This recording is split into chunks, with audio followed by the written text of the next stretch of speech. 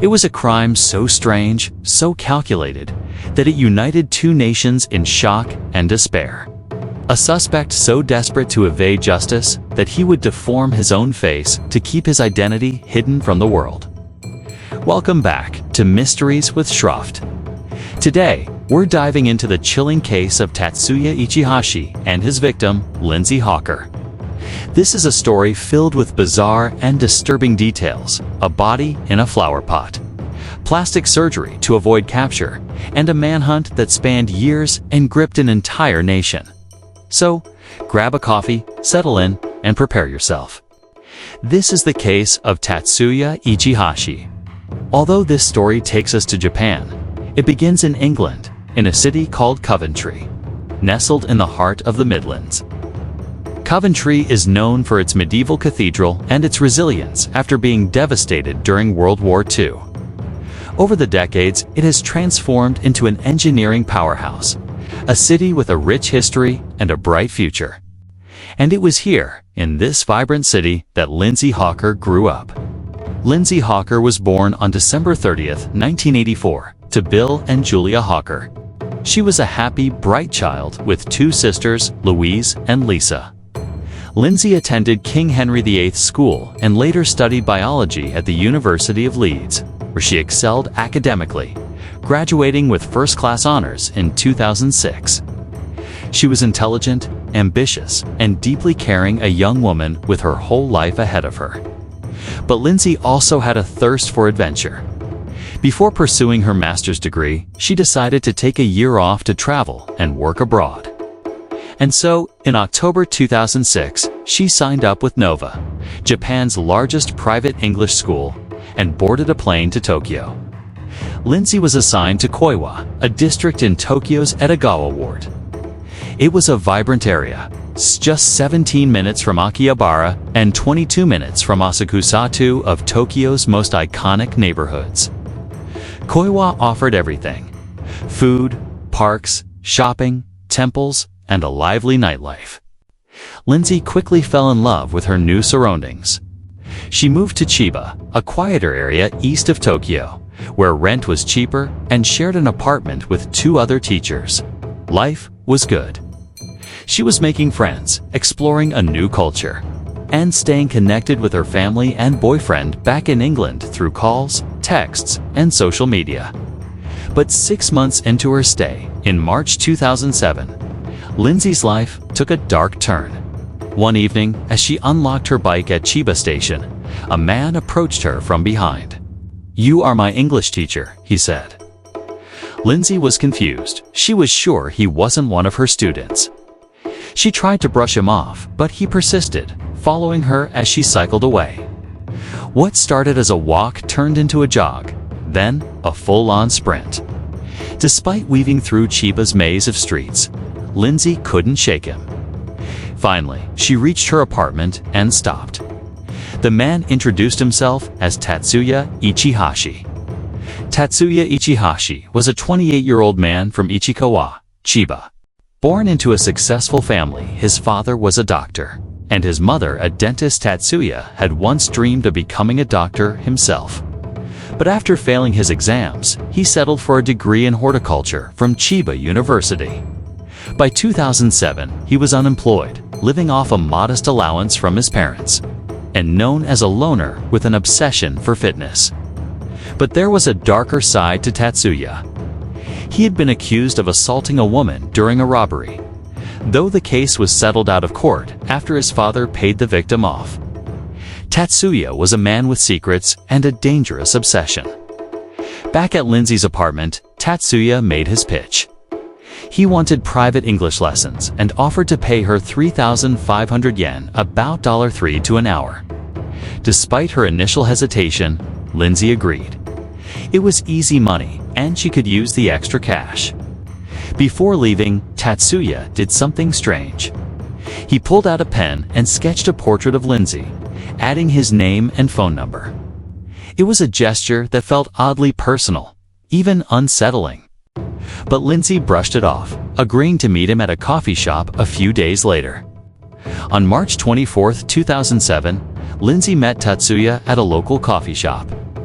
CCTV footage captured the two sitting together, Lindsay visibly uncomfortable as Tatsuya leaned in too close. The lesson lasted about an hour, and while Lindsay seemed relieved when it was over, Tatsuya had one more request. He claimed he'd forgotten his money and asked Lindsay to follow him to his apartment to collect her payment. It was a request that would change everything. What happened next would shock the world. A young woman full of promise, a man with a dark past, and a fateful decision that would lead to a crime so heinous it would spark an international manhunt. But that's only the beginning of this chilling story. Stay with us as we unravel the mystery of Tatsuya Ichihashi and the tragic fate of Lindsay Hawker. Lindsay Hawker and Tatsuya Ichihashi climbed into a taxi that evening. Lindsay hadn't brought her bike, and she had work later that afternoon. When they arrived at Tatsuya's apartment, she asked the taxi driver to wait for her. He agreed, but minutes turned into an hour, and Lindsay never returned. The driver, thinking she might have changed her plans, drove away, unaware of the horror unfolding inside that apartment. Lindsay never made it to work that day. She never returned to her apartment. And by nightfall, her roommates were frantic. They called the police, but as Saturday turned to Sunday and Sunday to Monday, Lindsay's disappearance became a nightmare for her family back in England. Lindsay's parents, Bill and Julia Hawker, were desperate for answers. Their daughter, who had been so full of life, had vanished without a trace. When Nova, the school where Lindsay worked, contacted them to say she had missed 2 days of work, panic set in. At 5:40 p.m., 2 officers arrived at Tatsuya's apartment. No one answered the door, but neighbors allowed them to peer over the balcony. What they saw was chilling. The lights were off, but someone was moving inside. Strangely, the detachable bathtub had been moved to the balcony. Sensing something was wrong, the officers called for backup. 9 officers surrounded the building, preparing to raid the apartment. But just as they were about to move in, Tatsuya burst out the front door, a rucksack in hand. In the chaos, he slipped past the officers and vanished into the night. What the police found inside would haunt them forever. In the bathtub on the balcony, buried under a mixture of sand and soil, was Lindsay's body. She had been bound, gagged, and brutally assaulted. The bathtub was filled with a decomposing agent, and flower seeds had been planted on top, disguising it as a flower bed. It was a calculated, horrifying attempt to hide the crime. But the nightmare didn't end there. Police also discovered wigs in the apartment, leading to rumors that Tatsuya had shaved Lindsay's head to wear her hair as a wig. The details were grotesque, and the public was outraged. By the next morning, Tatsuya Ichihashi was Japan's most wanted man. His face was everywhere on posters, news sites, and TV broadcasts. But despite the massive manhunt, Tatsuya seemed to have vanished into thin air. Weeks turned into months, and months into years. Lindsay's family was devastated, not just by her loss, but by the feeling that her killer had escaped justice.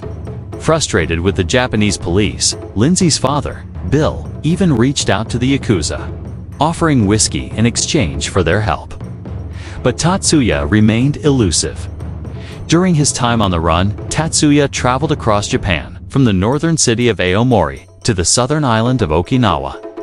He lived in internet cafes, worked on construction sites, and even hid in abandoned concrete bunkers. To avoid detection, he mutilated his own face, cutting off moles, altering his lip, and even threading his nose to change its shape. But his most drastic move was undergoing plastic surgery, a decision that would ultimately lead to his downfall. In 2009, a plastic surgeon in Nagoya recognized Tatsuya from the wanted posters. He had performed surgery on him and taken before and after photos, which he shared with the police. The images were released to the public, and soon, a construction worker in Osaka recognized Tatsuya. Knowing his cover was blown, Tatsuya fled to Osaka's ferry port, hoping to escape to Okinawa. But luck was no longer on his side. On November 10, 2009, Tatsuya's luck ran out. A worker at the ferry port recognized him and alerted security. Moments later, Tatsuya was surrounded by police. When asked for his name, he calmly replied, "Yes, I am Tatsuya Ichihashi." The manhunt was over.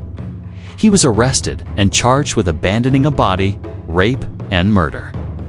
Tatsuya's trial began on July 4, 2011. He confessed to luring Lindsay into his apartment, raping her, and strangling her when she screamed. On July 21, 2011, he was sentenced to life in prison. While Lindsay's family had hoped for the death penalty, the court believed rehabilitation was still possible for Tatsuya. But for Lindsay's family, the trial was another ordeal. They had to relive her final moments and see graphic images of her body, a pain no parent should ever endure.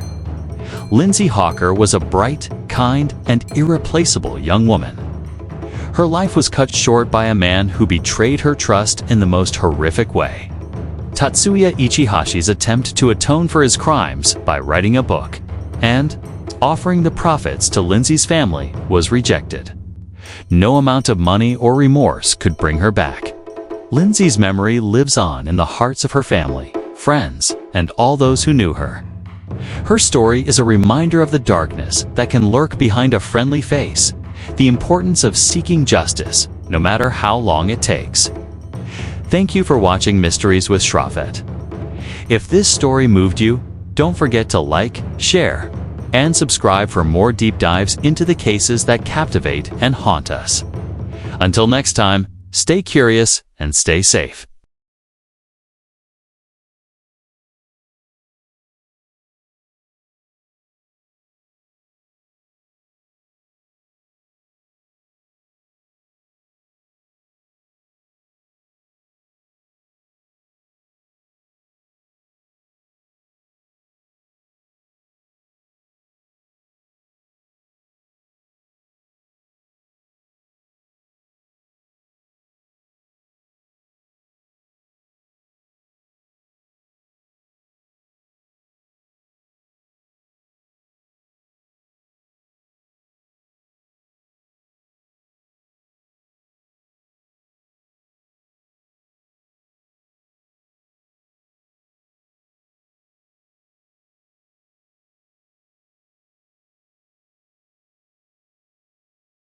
The police finally took her disappearance seriously, launching a search that would lead them to Tatsuya Ichihashi's apartment.